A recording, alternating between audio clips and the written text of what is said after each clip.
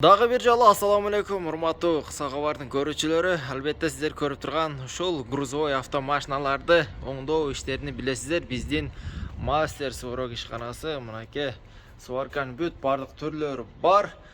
Андыктан азыр сиздер көрүп турган мына ушул прицепти мына көрдүңүздөр 3 ос кылып жасадык. Эгерде жасатуучулар болсо, албетте экрандагы номерлерге кайрылсаңыздар болот. Мынакей.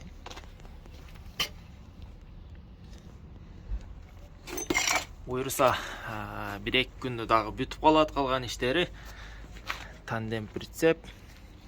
Анан ушул буткаларды дагы түшүрүп, кайра жылдырып, буюрса жакында башка дагы пескострой ушул сыяктуу иштерди жүргүзөбүз. Андыктан бизге катталып комментарий калтырганды, өз оюңузду калтырганды унутпаңыз.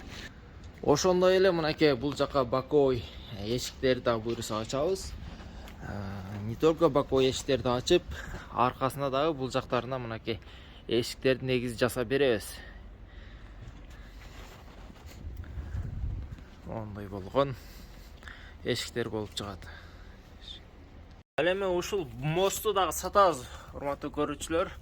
Ушул круг прицептин мынакей асты кругу дагы бар, мынакей 22,5 болонго. Звонок кылып эми толугураак маалымат алсаңыздар болот, урматтуу көрүүчүлөр, урматтуу ремонт кылдыруучу шофёрлор. Андыктан экрандан телефонду көрдүңүздөр. Адрес Кызылкия грузовой автобаза.